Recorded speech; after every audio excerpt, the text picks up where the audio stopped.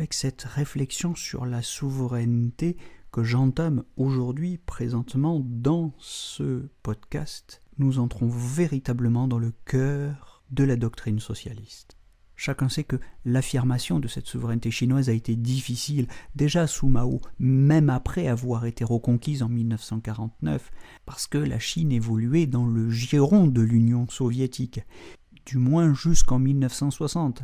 Et après 1978, après l'arrivée de Deng Xiaoping au pouvoir, ce sont les relations avec les États-Unis qui se sont progressivement compliquées. Parce que le souverainisme américain, la souveraineté américaine est une souveraineté de type impérialiste ou hégémoniste, et cette conception de la souveraineté comme impérialisme ou hégémonisme s'articule évidemment très mal avec l'idée que la Chine se fait du souverainisme. Une idée qui n'a rien de si original puisque c'était aussi celle de De Gaulle. C'est un souverainisme qui ressemble beaucoup à celui que De Gaulle prenait pour la France. Mais comme vous le savez, De Gaulle n'était pas le meilleur ami des États-Unis, pour cette raison précisément. Alors la constitution chinoise révisée de 1982 affirme dans son préambule l'importance de l'indépendance nationale. En chinois, Guojiaduli. L'indépendance reconquise après le siècle d'humiliation, Beinianguochi, c'est celle du peuple à l'égard de la classe économique anciennement dominante, mais c'est aussi une indépendance affirmée à l'égard des pays impérialistes qui l'ont soumise entre 1842 et 1949. Et le préambule stipule très clairement, je cite, « La transformation socialiste de la propriété privée des moyens de production a été réalisée. Le système de l'exploitation de l'homme par l'homme aboli. Et le régime socialiste définitivement instauré. La dictature démocratique populaire, dirigée par la classe ouvrière et basée sur l'alliance des ouvriers et des paysans, qui, par essence, est une dictature du prolétariat, s'est consolidée et développée. Le peuple chinois et l'armée populaire de libération de Chine, en faisant échec à l'agression, au sabotage et aux provocations armées de l'impérialisme et de l'hégémonisme, ont sauvegardé l'indépendance et la sécurité du pays et renforcé sa défense nationale. » Fin de citation. Le besoin de paix et de sécurité du peuple ne pourra lui être garanti qu'à condition d'exercer sa souveraineté sur toutes les affaires qui le concernent. C'est une affaire de sécurité nationale. C'est la condition pour retrouver la pleine maîtrise de son propre destin. La formule du préambule, « Zhongguo Renmin Chen Wei Guojia de Zhuren », je traduis donc « Le peuple chinois est devenu le maître dans son pays ». Et le syntagme qu'on trouve aussi « Dang Jia Zhizhu », être maître chez soi, ce syntagme qui ressaisit la première formule couramment dans les discours de Xi Jinping, consacre cette affirmation de souveraineté. Nous devons essayer de comprendre, enfin je veux essayer de comprendre comment la Chine socialiste et la doctrine Xi en particulier comprennent cette affirmation. Car nous voyons immédiatement la contradiction politique que soulève la reconnaissance de cette souveraineté par le président américain Nixon et par l'ONU en 1971 dans la formule du principe de l'unité de la Chine, Ige Zhongguo, avec la multiplication des différends relatifs aux questions taïwanaises, tibétaines, hongkongaises et ouïghours. Cette reconnaissance, traduite juridiquement par la disparition de Taïwan comme nation, par une décision américaine, et je rappelle qu'en conséquence de cette décision, les États-Unis ont rompu leurs relations diplomatiques en 1979 avec Taïwan, imité par bien d'autres pays, de sorte qu'en 2020, vous le vérifierez aisément sur Internet, seuls 15 pays parmi les 195 et quelques pays de l'ONU, seule une quinzaine d'entre eux reconnaissent Taïwan comme un État, mais pas les États-Unis. Cette reconnaissance de la Chine comme une seule Chine, One China, Ige Zhongguo en chinois, Cette reconnaissance est contredite par le maintien d'une présence militaire américaine sur l'île de Taïwan et par le soutien officieux d'une partie de la communauté internationale à son indépendance de facto. Comme on le voit par exemple pour les Jeux Olympiques, vous savez que vous avez des athlètes taïwanais qui défilent lors des Jeux Olympiques sous leur propre drapeau régulièrement, mais évidemment ce n'a pas été le cas pour les Jeux Olympiques de Pékin en 2008, puisque Pékin respecte la décision de 1971, la décision de l'ONU. Cette reconnaissance de facto de Taïwan se manifeste aussi par le fait que différentes nations qui n'ont pas d'ambassade à Taïwan maintiennent des relations officieuses sous des termes de substitution. Par exemple, la France n'a pas d'ambassade taïwanaise à Paris, mais il y a à Paris un bureau français de Taipei. Et son directeur est en effet nommé par le ministre des Affaires étrangères. Ce sont des questions disputées sur le plan géopolitique. La question reste ouverte de savoir ce qu'est et jusqu'où va la souveraineté, et la souveraineté chinoise en particulier. Il s'agit donc d'une question sensible, centrale dans les relations internationales, à laquelle le jeune Wang Huning avait consacré un mémoire universitaire, raison pour laquelle il devait devenir plus tard l'idéologue officiel du Parti communiste chinois.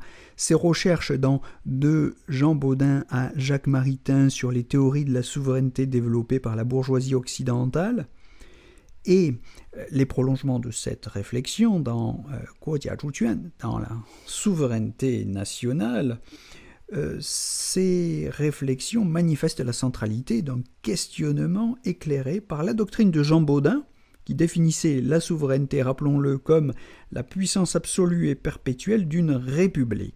Je vous renvoie évidemment aux 6 livres de la République de Jean Bodin paru en 1576. Le titre étant lui-même une revendication de souveraineté qui exalte les forces de résilience nationale, suggérant que le cauchemar du siècle d'humiliation est un épisode clos pour la Chine, la souveraineté perpétuelle devant reprendre ses droits, puisqu'elle est perpétuelle, en vertu du principe argumenté par d'éminents théoriciens occidentaux, en l'occurrence un théoricien français, Jean Bodin, un théoricien de la souveraineté.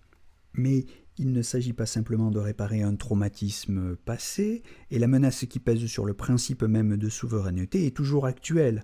Une nouvelle puissance constituée en classe dominante, cosmopolite et supranationale, que Samuel Huntington appelle la superclasse mondiale, continue de menacer cette souveraineté.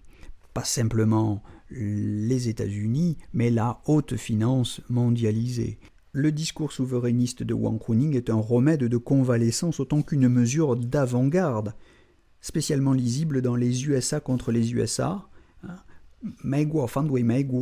dans lequel il trace un trait d'union entre le passé et le futur, en refermant les plaies du passé et en anticipant celles d'un avenir engagé dans un nouvel épisode de la lutte des classes.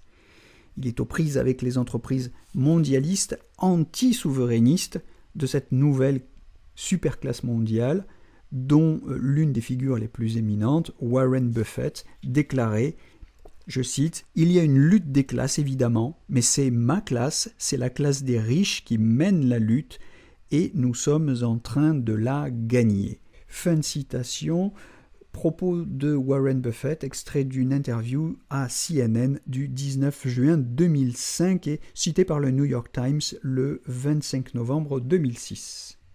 En s'entourant de Wang Huning, nommé numéro 5 du PCC pour la période 2017-2022, puis numéro 4 désormais depuis 2022, Xi Jinping donne donc un signe clair de sa volonté de faire parade à ce socialisme pour les riches, comme le disait Stiglitz, dit aussi socialisme à caractéristiques américaines, et que Michel Geoffroy présente comme l'idéologie politique de la superclasse mondiale.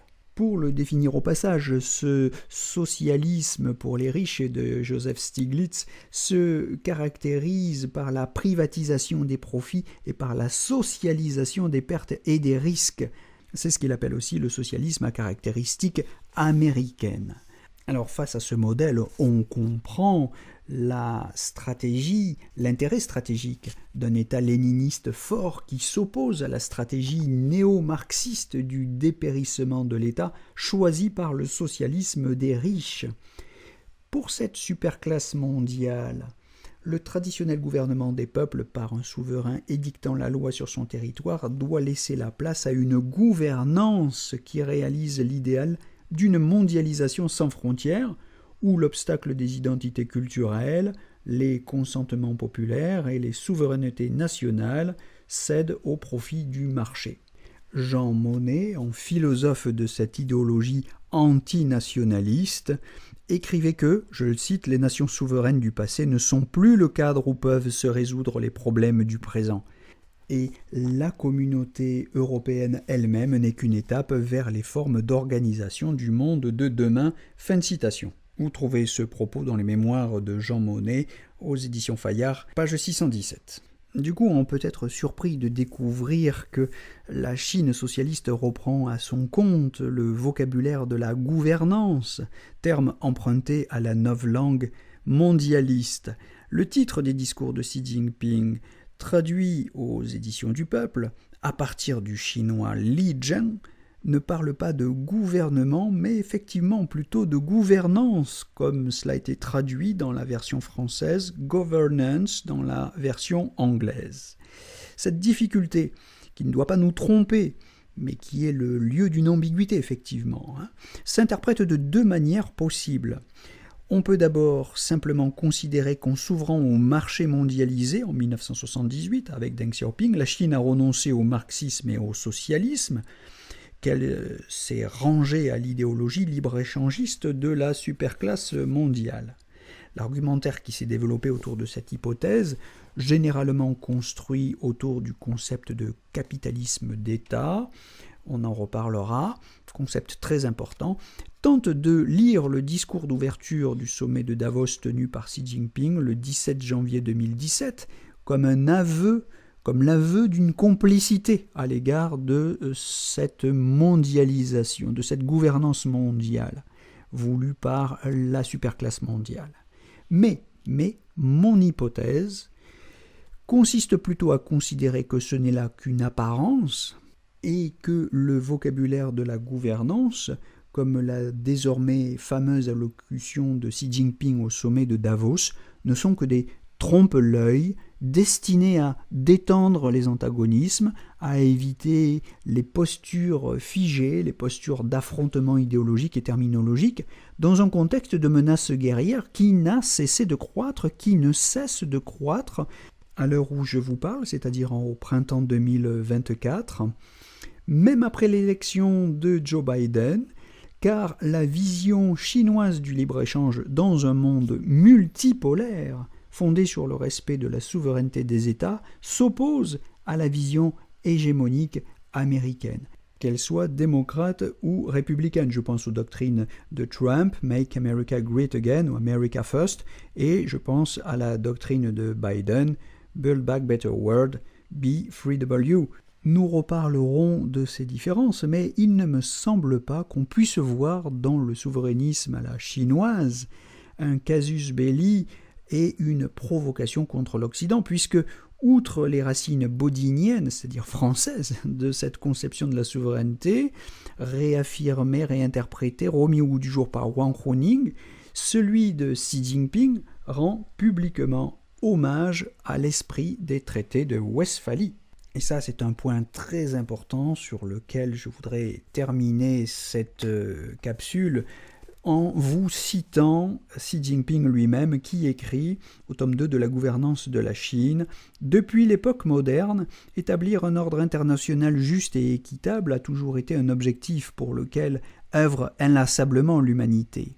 Des principes de l'égalité et de la souveraineté établis dans les traités de Westphalie il y a plus de 360 ans à l'esprit humanitaire international consacré dans la Convention de Genève il y a plus de 150 ans, des 4 buts et des 7 principes énoncés dans la Charte des Nations Unies il y a plus de 70 ans, aux 5 principes de la coexistence pacifique préconisée par la conférence de Bandung il y a plus de 60 ans, une série de principes universellement reconnus ont vu le jour au fur et à mesure de l'évolution des relations internationales. Ces principes fondamentaux doivent nous guider dans la construction d'une communauté de destin pour l'humanité. Fin de citation, Xi Jinping, La gouvernance de la Chine, tome 2, page 671. Voilà, c'était une introduction, il est vrai un peu longue, une fois n'est pas coutume, une introduction historico-philosophique au problème de la souveraineté. Je vous donne rendez-vous très vite pour rentrer dans le détail de l'analyse, et je vous souhaite en attendant une belle journée à tous.